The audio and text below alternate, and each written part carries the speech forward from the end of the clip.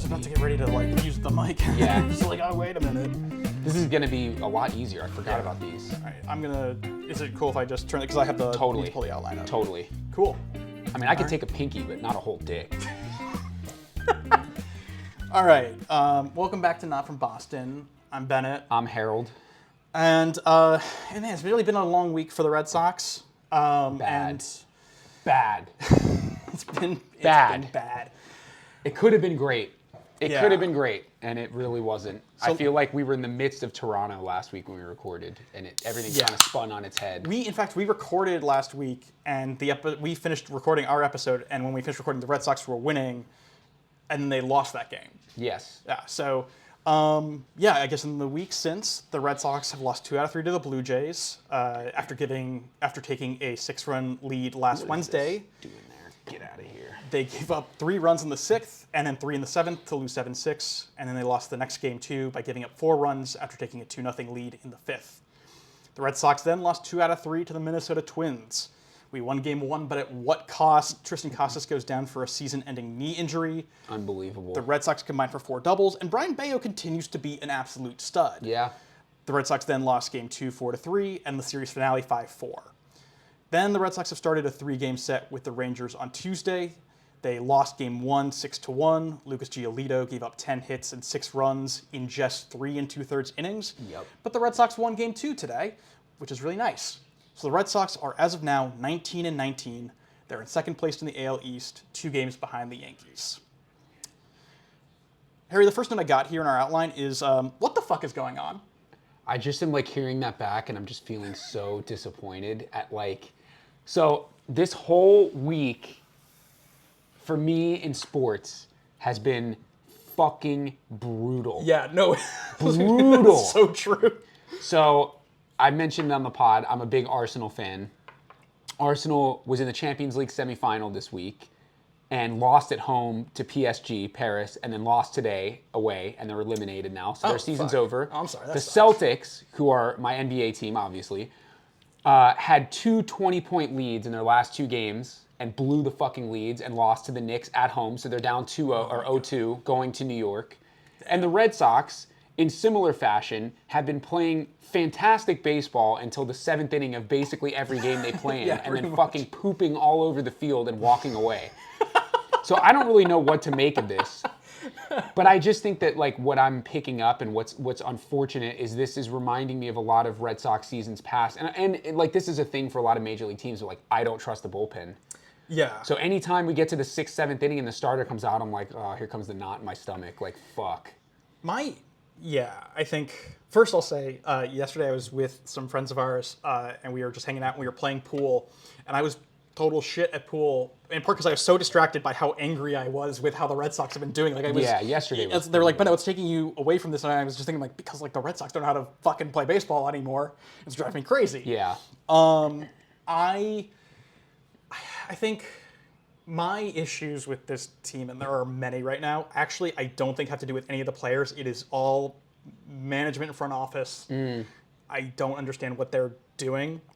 And we'll kind of get into that for sure. I mean, it's definitely confusing. I think there's so many guys that need to be a part of this team now that are not, and I'm sure we'll name several, but it doesn't make sense. I want to do just a quick run through because you mentioned the bullpen, but I want to talk about them in a second.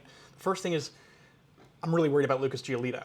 I mean, he did really well in his first start, but then in his second start yesterday, he threw 74 pitches. 45 were four-seam fastballs, 27 were changeups. He threw 1 curveball and 1 slider the whole game against a team that has a 34% chase rate, the highest in baseball. That's a bad game plan, period. Yeah. For a team that will swing at almost anything to not throw more breaking pitches that'll get them to chase out of the zone, I just don't get it. Of course they're going to mash the fastballs and the changeups. Right. My only potential caveat to that is do you think that's he's still easing his way back in thing? Is he not? Maybe he's less comfortable throwing the breaking stuff with the hanging arm action. Maybe, but he didn't have that problem against the Blue Jays. Right, and also, he was ringing too during this game. I asked that question with my response in mind already. Yeah. My response being, if you can't throw a curveball, you're not ready to be back in the major leagues yet. Yeah. I don't know what the plan what they thought the plan was there. I think there's no version of that plan that is a good plan. Like, Yeah. I think relying on like the two most common pitches for guys to hit is like never a good strategy. Throwing it's not like his four seam is 103. Yeah. Like, no, I mean his velo was actually way down. Yeah. So it was just not a good pitch mix from Giolito really at all. In terms of hitting, we've been kind of quiet.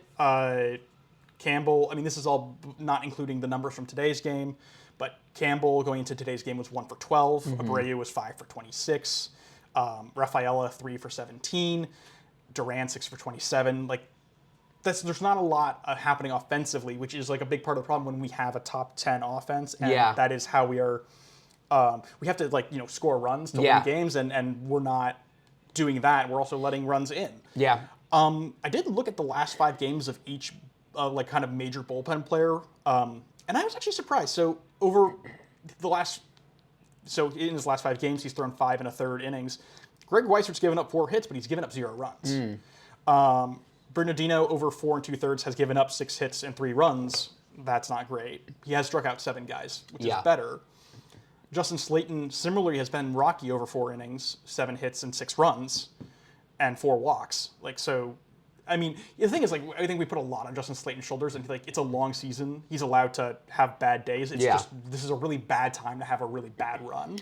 Yeah. I mean, it's unfortunate too that we talked about this with Chicago, but like Minnesota is kind of looking at a team that I now will look back on in August, September, and be like, fuck, bro. Absolutely. Like, we really should have not only not lost the series, but like we should have swept that series. We should have swept that series. Like those 2 extra losses or 3 extra losses in Chicago and the one at Fenway, 2 losses at Fenway against Minnesota. Like you're going to look back and be like, dude, what the fuck? Yeah. And then Garrett Whitlock, over his last 8 innings, he's given up 8 hits and 5 runs. Tough. Garrett Whitlock, I think guys on Nesson were making this point. Jared Carrabis was making this point on Section 10. Whitlock is not a 2-inning guy anymore, I don't think. Or at least right now he's not. He's a 1-inning guy. And I think, we need to kind of recalibrate the bullpen for that.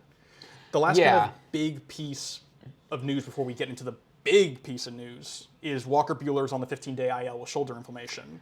Yeah, that's when that news broke, it was scary. Like he was back getting scans in Boston, and it was kind of a mystery for like 24 hours, like what the fuck is going on? Yeah. It sounds like it's, if anything, more preventative than not. Which I am totally cool with this organization doing. I think Buehler said that, like, if this were October, this wouldn't even be a conversation. He'd be pitching, and I think that all makes sense. He's going to miss 3 starts. I think by the time this episode is out, he'll have 2 starts left to miss.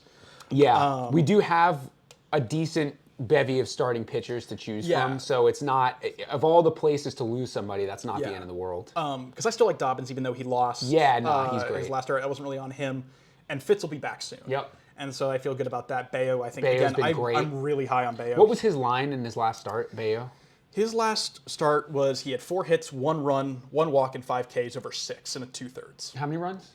1. Bro, so he's got 3 quality starts under his belt in his first 3. Yeah, so like he's looking like the guy we actually thought he was. He has I think it's a sub-2 ERA, or not sub-2, sorry, a sub-3 ERA for the first time in his career. Yeah, love it. It's great, and I'm really happy to have him here. Also, I didn't talk about this in the rundown, but Garrett Crochet taking a ball off the face and then being just fine. Crazy. Thank God, because I don't think I could handle losing Garrett Crochet. Nah, he's a madman though. Yeah. That's like he's built different. He is, yeah. Do you want to get into the big one? Casas is done for the season, and I hate to say this, and I've been trying to be better about not being so pessimistic, but I don't think he's going to be our first baseman anymore. Wow, so we're just going right for the jugular. I mean, I thought we were going to build up to the bad news. To me, I'm just like, let's just address the elephant in the room. He ruptured his. So for those who don't know, he left his patellar tendon. Yeah, he ruptured his left patellar tendon. He had surgery on Monday. Recovery is going okay. He's in a lot of pain. He's not sleeping great, apparently, which again, like, really sucks. He'll be out for the rest of 2025. There's today there was some floating of the idea that he might maybe be ready for spring training of 2026, but I would doubt that. This is like a career-ending injury for a lot of people. And I think the surgeon said that this was not the worst of this injury could be. Yeah. but it's still a really bad injury to have. Yeah, I mean, baseball, the mechanics of baseball are so intricate. We were literally talking about this. So I woke up this morning and I worked out before my meetings for work this morning, and I fucking popped my groin. Mild groin strain, nothing crazy. And I'm like, shit, I'm going to miss all my softball games for 2 weeks now. Yeah. Because, we were just talking about it before we got on camera, swinging a bat is not a linear motion. No. It's not like, I'm going to take a step and swing my arms, and the bat's going to... No, like, your entire body is corking and uncorking. Yeah. Especially with your... It was his right knee or his left knee? It was his left knee. So his back knee, yeah. As a left-handed hitter, yeah, forget that. You load all of your weight onto your back knee and uncork it. Yeah. He's not going to be able to swing a bat until, like, April of next year. It really sucks because obviously it sucks for anyone to have this kind of injury. It really sucks for Tristan Casas, I think, because he's like, this year was supposed to be his bounce back year from being injured last year. It's a shame, man. And this was a total freak injury. Like, it just happened. Yeah, he just ran over first base. It's clear like how much like this game is important to him, how much he loves being on the team, even though he's been slumping. Like how important being a Red Sox player is to him, and so I just like it really breaks my heart that this is how it's going for him. And then I think at the same time, because you got to hold two thoughts in your head at the same time, is like I'm with you. Like I don't see a future Red Sox roster where Tristan Casas is the starting first baseman. No, and let me make my feeling. The reason I let off with that is not because I'm like, let's just go right for the jugular and baseball's a business at all. I love Tristan Casas. Mm-hmm. I said a couple weeks ago when he was slumping, everybody needs to get off his fucking back because I think he's a great player. I hope that he is the future first baseman in this team. I like his attitude. I like the way he plays the game. He knows baseball. Like watching the documentary is like, oh, this guy like, he's thinking about baseball all the time. Like that's my kind of player. I don't want a fucking Anthony Rendon. You know what I mean? Like, however, we have an unusual situation, although we'll talk about Gonzalez now, but we have an unusual situation with first base being it is a more learnable position. Mm-hmm. And we have guys that have played major league innings at first base, and we also have Roman Anthony. We also have Rafi Devers. That's what I'm saying. Like, we have guys that can fill that position. Yeah. And we have guys that are hitting well at the major league level that can fill that position. The thing that I'm worried about is for Craig Breslow and Alex Cora to take the approach with first base that they took with shortstop the last 2 years when Trevor Story got hurt, which is we just need to fill this void until he's back. Tristan Casas may not be back. Yeah. Like, that's just a fact of the matter with this injury is he may not ever fully recover. He may not be the player we need him to be. The window for us is clearly open right now to compete. Well, actually, we'll debate that in a second. But like, this is not a time. This is not. We can't wait for Tristan Casas to maybe be healthy. We have to find a new first baseman that can be productive the way he can, and we have to keep going. Like we can't just hold a spot for him. Yeah. Right now, which is really sad, but it's just the truth. This is what the game is. It's horrible. I mean, it is the hard truth of baseball. It's like what's the line in Moneyball? There's a time where you're told you can't play the kids game anymore. Yeah, and it's like this is one of those things that happens. Like it's and I'm not saying that is definitely the case with Casas at all. But for this year, it's like, okay, we're on the precipice of dipping into like, it's getting bad territory here. So like we got to fill this void fast. You know? Also, I think like if you went to Tristan Casas and were like, we're going to hold this spot for you, we're going to have like Roman Anthony in a minor leaguer like alternate to hold this position for you. Even if it costs us wins, Tristan Casas is going to be like, what the fuck are you talking about? Go to like, the fucking playoffs. I want you guys to win this World Series. Like, go to the playoffs. That's not his Tristan Casas is not putting himself above this team when it comes to winning games. So in the meantime, or at least for now, what we hope is kind of a temporary fix. The Red Sox will fill the hole Casas left behind with Romy Gonzalez, who got injured today. But he stayed in the game. Okay. But who has played well, but is not a starter. And Abraham Toro, who they've called up from AAA. That was the more surprising of the two. That was a bit of a shock. So Toro's done well with the Woo Sox. He's hit, But he's like been in Major League Baseball for like, what, 6 seasons? Like he's been kind of like around and he's never been great. Yeah, the hope is I think that his progress, his performance in Worcester translates to Boston. But what we'll are we... see. What are we doing? I agree. Come on, dude. And then Romy Gonzalez is, I keep calling him Roman Anthony. That's not who it is. Romy Gonzalez is also hitting well. He's, 327 batting average, 831 I'd rather OPS. commit to him and say, we're not going to platoon you. You're the starting first baseman. But there's a Rafael Devers-sized hole that could be filled there. That's the last thing, is that, they said Rafael Devers has not been approached to play first. But Cora said like 3 days ago, they asked him in the media, I don't remember who it was who asked him, but he said, like, that's not something we've ruled out. Yeah, but he also, I think also when he was asked, have you had that conversation with Rafi? He said, no. Are you going to have that conversation? No. I'm like, what do you mean no? Like, this you have to consider it. It's giving me a little bit of like, there was a soccer time, but there was a major breaking story several years ago, right before the World Cup in 2022, when Manchester United, who's like one of the big clubs in Europe, they've been really bad the last few years. They had this new coach. He was this like disciplinarian, really intense. And they had Cristiano Ronaldo, who had just come off a 20-goal season.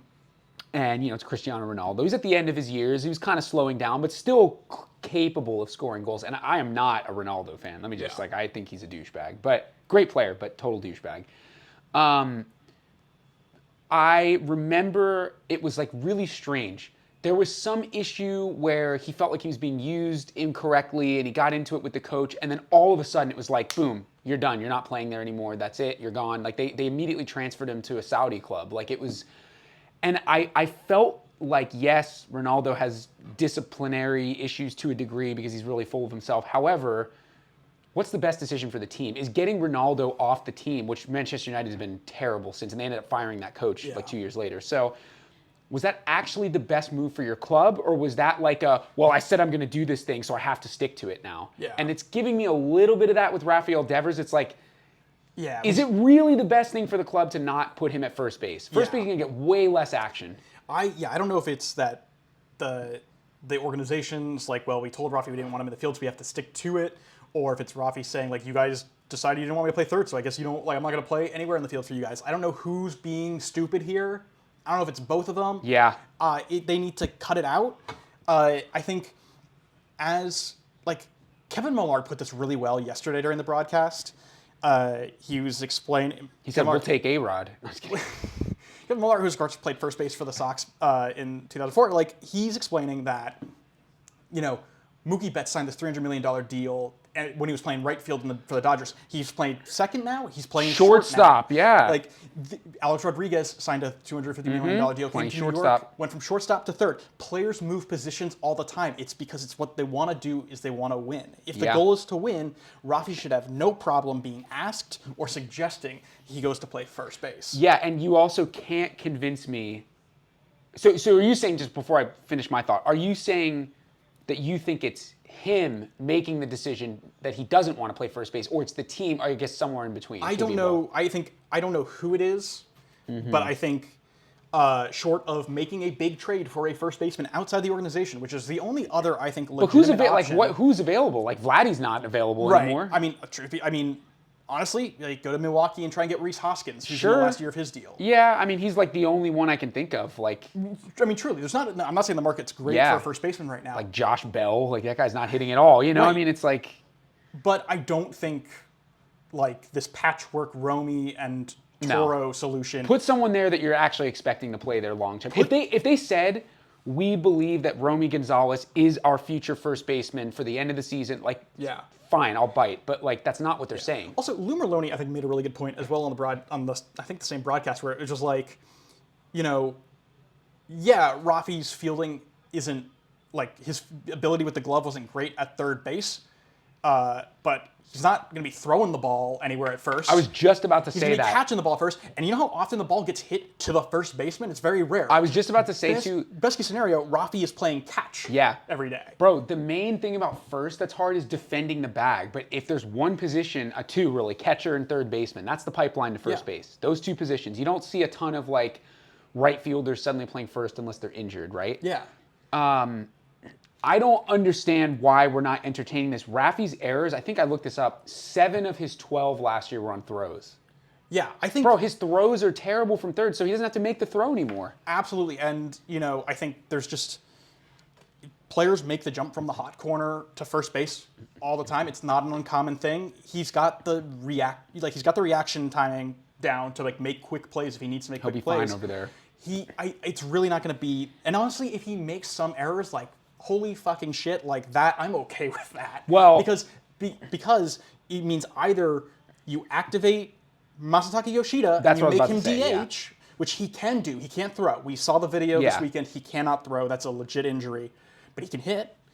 Or you call up Roman Anthony, which, God fucking damn it, we should have done, a week ago. Yeah, so that's the thing.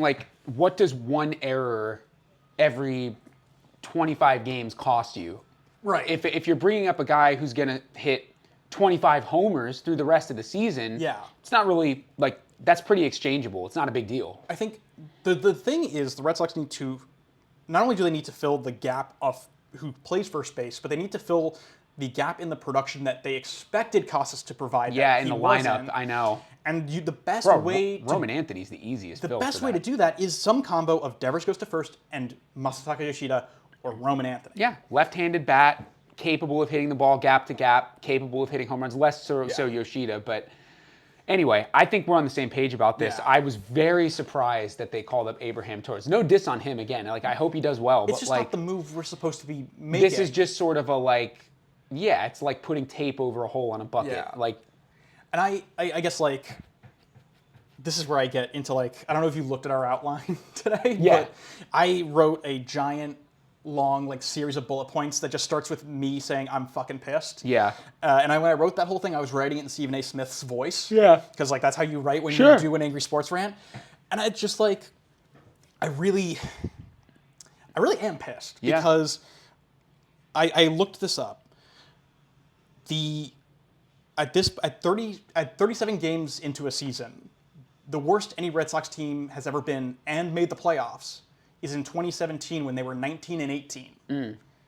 This Red Sox team was 18. We're 19-19 now. After 19-19 now, but they were 18-19 yesterday. So this Red Sox team so far, if the pattern is to repeat itself, which isn't a guarantee, but if a pattern remains a pattern, this is not a playoff team. Right. And we're this late in the season. In 2021, we were winning. We had 22 games that we won. Last year, we had 22 wins by this point in the season. Why does it still feel like living in 2022 or 2023 or 2024? Yeah, I think it's really frustrating because now, as a fan, it felt easy in specifically 23 and 24. 22, they bought Story.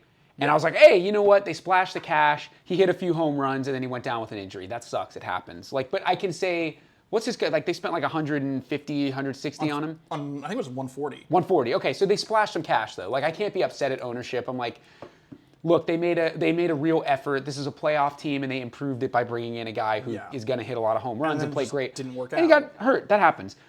23 and 24, it's what the fuck are you guys doing? Nothing is happening. This year, they actually did go full throttle. No. They really did. And now I'm like, okay, you guys are just fucking it up now on the field. Right. What the hell is this? And I do think it's I don't get the sense, the urgency from Alex Cora or Craig Breslow that they need to capitalize on this window being open.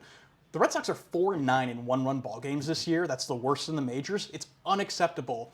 If we win those 9 games, we're 27 and I think at this point, we're 27-10. Yeah. We're the best team in baseball. If those one-run games where we lose the lead in the 7th inning or later, if we turn those around, those go the other way, we're a whole other ball club. Yeah, also, talking about playoffs, if this team is to get to the playoffs and that record somewhat stays consistent, remains consistent, what the fuck playoff games do you think you're going to be winning if you're not winning 1-1 games in the regular season? Yeah. Those are tight games. Playoff games are not usually 8-0, 9-0. That doesn't happen that often. Absolutely. And the thing that really, I think, that eats at me is this might be, I know that we both have been really optimistic about this. This might be the only year we have Alex Bregman on our roster. Might be. And we're going to waste it on a 500 ball club? Are you fucking kidding me? He's, after today, let me pull up his numbers. He hit another homer today and a massive 2 RBI single. We don't deserve him right now. It's crazy. What is going on? Let me look at his actual stat line. It's fucking crazy. He's like his OPS is like way over 1,000. Yeah. And this is not to say that we have not given up on the Red Sox. We don't No. think that they're not going to make the playoffs. It's just that to do what they set out to do, to make the playoffs, to win 90 to 95 games, to maybe win the division, the work to get there now is so much harder than it was up to this point. Right. So now here's the thing. The American League is pretty weak. It is, and that's the only reason. The fact that we're still in second place this whole time. Bro, we're still like a game out of the wild card. It's at 19 and 19. Right. And that is like a great solace, but that is not going to last forever. And I don't want to like make the playoffs because the league sucks so bad. I want to bust the door down and just and make waves and get in there on our own. I mean, really, the AL Central has 3 solid teams. And then the AL West, the Athletics are 20 and 18. We're gonna get to them later. I made a note of them. They're really good. They're unreal. But like, real quick, can I turn on the light? Yeah. The overheads. Yeah. Back there. Okay, cool. So yeah, the Central, the Athletics. I mean, I just think like fortunately, the AL is not that strong. The NL, like we'd be done already. The season's over. Like so we have a fighting chance. But it's like if there's ever a season and an era in baseball, like going back to the worst team the Red Sox have ever had that made the playoffs, they were 19 and 18.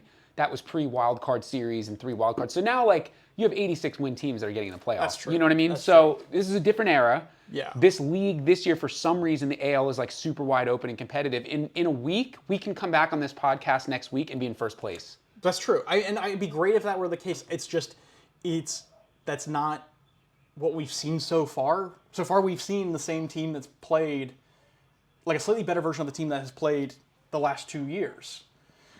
I just think with what has happened by losing Casas, I think in a weird way, the baseball gods, like the universe, whatever, are trying to like give us an opportunity. They're trying to tell us something, which is that this is the moment in the season where the Red Sox have to prove that they are serious about winning. And it's, I mean, again, like Casas going down sucks. It's a tragedy, but it's just the reality now. Yeah. And we need to fill that hole with an everyday bat. We also need to add another impact reliever, and we need to get Roman Anthony up here. Like, there's a lot to be done. And that's going to require, I think, the Red Sox make difficult decisions and make really painful moves. I mean, honest to God, like, this is going to sound crazy, but I think if a team calls and it's like, we'll give you, the relievers that you want, we'll give you an everyday first baseman that is like a stud, we'll give you what you need. We want Wilyer Abreu. I don't think Craig Breslow can reject it outright. I think he has to entertain any and all moves to make this team better. Yeah. To allow for us to have an everyday first base, to have the relievers that we need, and to get Roman Anthony up here. Yeah. Which is a shame because that's who people are going to ask for. Right. Well, Roman Anthony's never going anywhere. No, but I'm talking about Abreu. That's who people are going to ask for. Yeah. And I think I don't think Craig Breslow can shoot that down out of hand. No. Even though he is my favorite player. Speaking of Roman Anthony, though, like, the other thing, and I was thinking about this before we dip back to 500, which is just unfucking believable.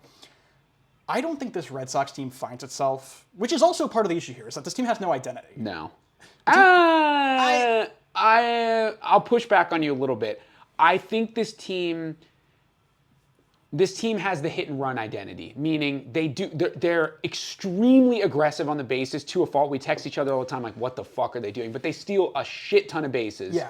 And they do put the ball in play. I know we also strike out a lot, but I think we're a free swinging, free running team. Right. But I mean, like, culturally, like, as a unit. Not yet. Like, you can see it a bit when we're winning, but when we're losing or when it's tight, it's not there. I don't think the Red Sox find that. They don't find that identity until the roster is locked in, and that means Roman Anthony is here playing every day. Yeah. Like, until Roman Anthony has a spot on the big league roster, this Red Sox team is going to continue to wander around unsure of, like, what it's supposed to be. Yeah, because he's going to become a stalwart. You know what I mean? Yeah. Like, he's going to be in the lineup every day for the next 6 years or whatever. Also, so, like, even beyond all the baseball, like, and this is true for Marcelo Meyer too, Roman Anthony is just a fun guy. Yeah, he's cool. He's nice and affable, and he's got he's very charming, and the players love him. You know what's gonna be weird is that he's probably gonna come up before Meyer, and like 3 years ago, Meyer was like the number one guy. I know Meyer's. I mean, it's unlucky because he's been injured, But he's been good this year too. Yeah. I mean, yeah, his situation is also kind of tough. But actually, Marcelo Meyer gets solved really easily. Fucking knock David Hamilton back down to AAA. I mean, I really, again, like I said that like so like off the cuff, like I just don't give a shit about David Hamilton. Like he is a person, and I don't want to be a dick to him. But I do think that in terms of what's serving the best needs of the team, he's not doing that. Yeah. So yeah, it's just very. I would agree with you. Exhausting. I also think we were just talking about this off camera. This is a different position issue, but I really want to see Narvaez be the regular guy behind the dish. I do too. I think he's a much better catcher. Bro, and he's a better hitter, I think. I think his numbers don't necessarily say that, but the way he hits, again, if we're talking about identity, like his vision at the plate, his understanding of the strike zone, and his idea. I've seen him like flick the other way. I'm seeing him pull the ball when he needs to pull the ball. Like he's a catcher, man. He knows the game really, really well. He hits like a catcher. I think Wong kind of just like is trying to hack the ball. Yeah, which is cool. Like that's cool too. But Wong is a hitter first, and I don't really think that's not what we need from our catcher. No, you know why people love Christian Vasquez? Because he came up in moments where he was like, okay, well, this guy's probably going to throw me 3 sliders on the outer half of the plate, so I'm going to close up my stance. He's talked about it in interviews. Like he's hitting like thinking like a catcher. Yeah. Like that's an important position. It's very cerebral. Like you're kind of seeing the whole game in front of you, you know? Yeah. I really like Narvaez a lot. I'm a huge fan. Just like the weekend. Good for the clubhouse. And also when he does make contact, he's hitting that ball so hard. Yeah, no, I think he should be the regular guy. He also, I think we discovered this. He has a slightly faster pop time, to second. Yeah, I mean. Yeah. So let me ask you this. If Craig Breslow comes to you today and asks for your recommendation, what roster moves are you making right now? Or what roster moves are you telling him to make right now? The first thing I'm doing is the thing we talked about. Devers is playing first base. I'm probably I'm not calling up Abraham Toro at all. Mm-hmm. And he doesn't have options left, I don't think. I think Toro's up, so you got to DFA him or something. So then that's what happens. I mean, it sucks, but he gets DFA'd. Devers goes to first base. I'm taking Roman Anthony now. Mm-hmm. Like, I think, what the fuck good is it having him in AAA? Yeah. Like, well, he's destroying AAA. Yeah. Like, it's like fucking high school pitching for him. Like, do you start him at DH or DH? Yeah. Okay. DH. But I think you got to work him in the outfield a lot too, because certainly. You don't want him to atrophy. No, I think if anything, maybe the long-term plan, which sucks because I love Sedan, but maybe the long-term plan is you scoot Duran over to center field and you put Roman Anthony in. But you got to work that in. I think case in point, like I think in a scenario where Wilyer Abreu is moved off the team. Sure. I think you move Rafaela to right, Duran to center, and Roman Anthony to left. Yeah. Because I think like right field is so big in Fenway. Yeah, you want the speed for sure. You'll want Rafaela. That's the thing. That's the thing about Abreu though, is because of his arm strength. He's a huge asset. But like, I mean, it's probably gonna happen. Yeah. One of those guys has got to go. And the thing is, like, if it's gonna be sad, but if we get good guys in return, if it makes the team better. Yeah. Then we have to go for it. I think it's pretty safe at this point. I mean, fingers crossed that Roman Anthony will produce in a level that is comparable, if not better, than Abreu. Yeah, although Abreu's like tearing the cover off the ball right now. Yeah. He just hit his 9th homer today. Like he's on pace to hit like 38 homers. So I mean, I'm not I don't think we should trade Abreu. No. It's just like we're gonna have to trade somebody. But if just to answer your question, like right now, what am I doing? Right now, Toro's gone. Mm-hmm. Devers is playing first base. I don't give a fuck what conversations they had. I don't care about the whole like, I play third thing. Like I don't care. Yeah. You're playing first base, and I'm bringing Roman Anthony up and putting him at the DH spot. Yeah. I think I'm probably bringing, in the near future, I'm making preparations for doing the Marcelo Meyer thing too. Mm-hmm. Because I think you're right. Your point about like, what is this team's identity, sans the big three being up. Yeah. They're going to be up at some point. Like they're untradeable for a reason. The reason that they keep saying that these guys are not for sale is because they want them to be a long-term part of the team. Mm-hmm. That's probably number 2. Hunter Dobbins being somewhere in that pitching staff at the major league level. Like permanently, yeah. I think so. Yeah. I mean, again, like the bullpen, guys going from starter to bullpen isn't just like an easy switch to make, but having him available to throw as a long reliever is useful, and the bullpen's been real bad. So having any quality arms, With the bullpen, I think a big solution there is we just got to find a way to put Luis Guerrero back in the bullpen. He was only pitched 4 innings, but he was really nice. pitched really well last year. He pitches really well in AAA.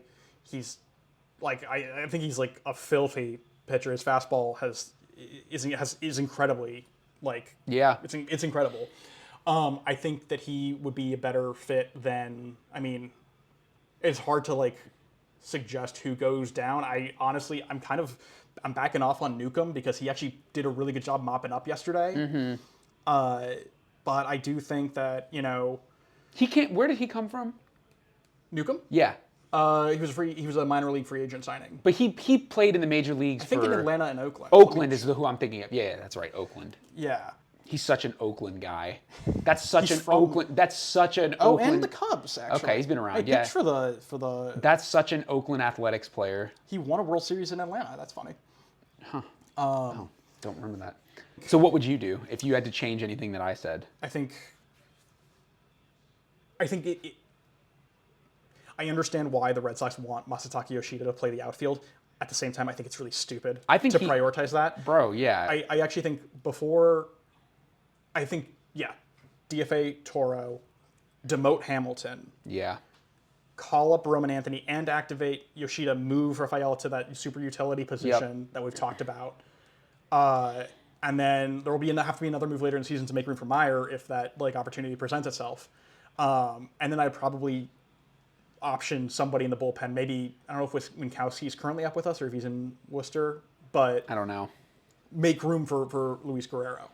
Those are probably the things that I would want to do. Hey, what's the deal with Cutter Crawford? Where is he That's in his... That's a great question. I believe he's getting closer and closer to a rehab. Because it'd be nice to have him back, It would actually be really nice to have him back. Wow, there's like zero new information about Cutter Crawford right now. Yeah, I mean, he's unfortunately one of those players that's like not really a big name, so like the news isn't going to cover, like Boston Well, also, media. I think like his knee injury is significant enough that there's not, I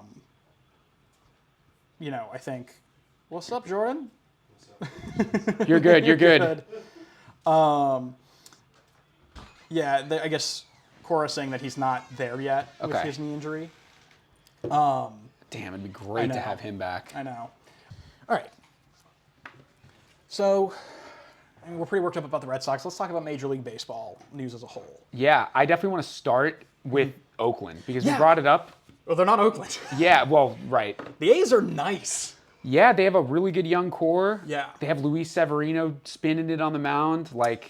I think we will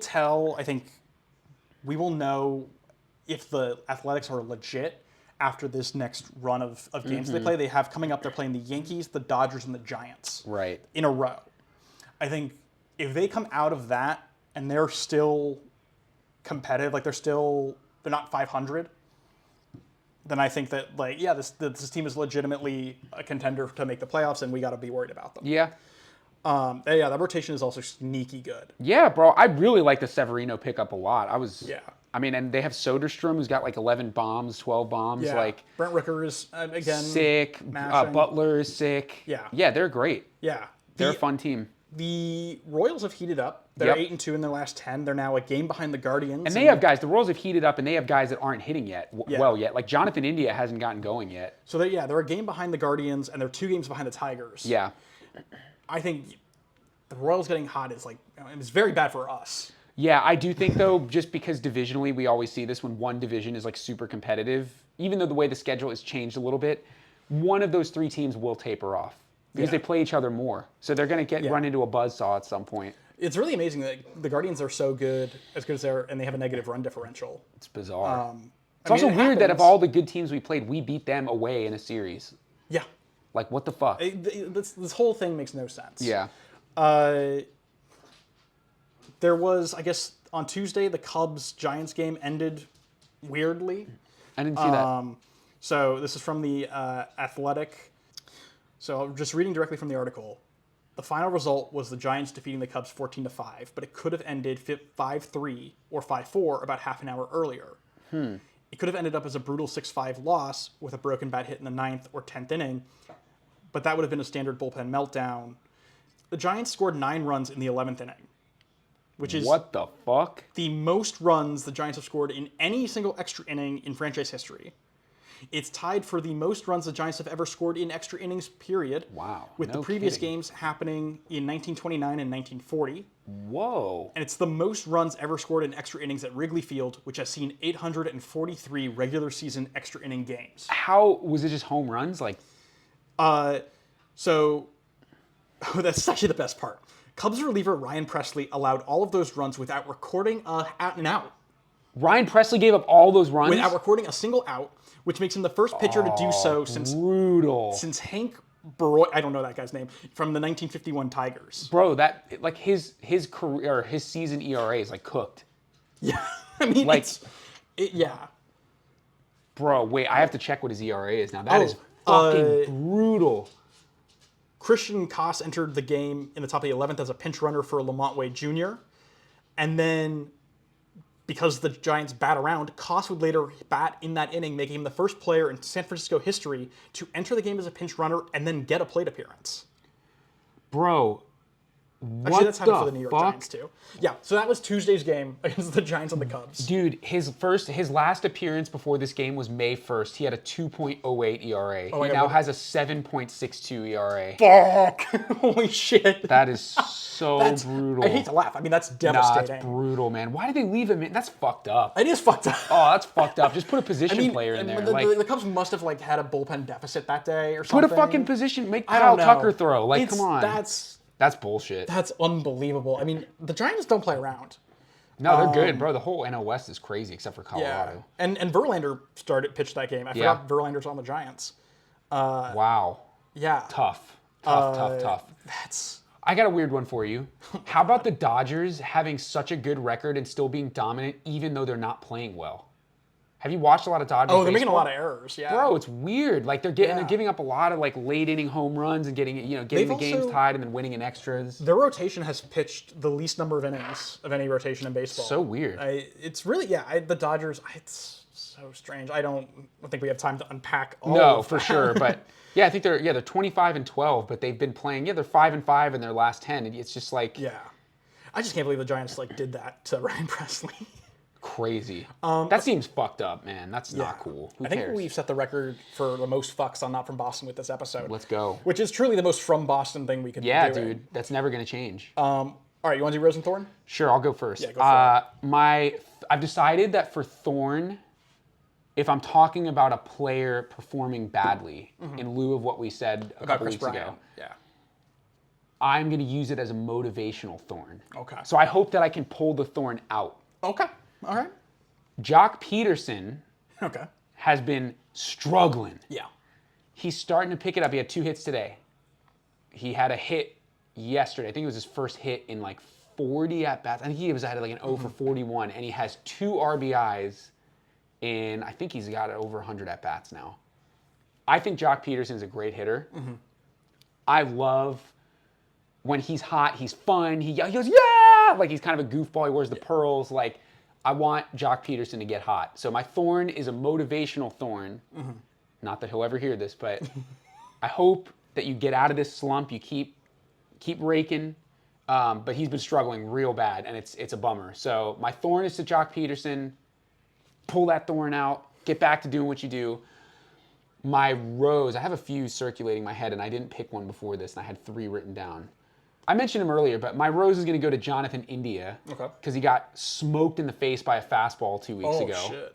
And now he's back. Great. Got balls of steel, my guy.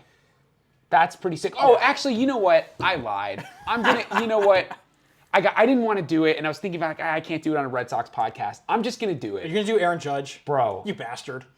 That guy, you know what? It just popped into my head. It was like, that guy looks like almost impossible to get out.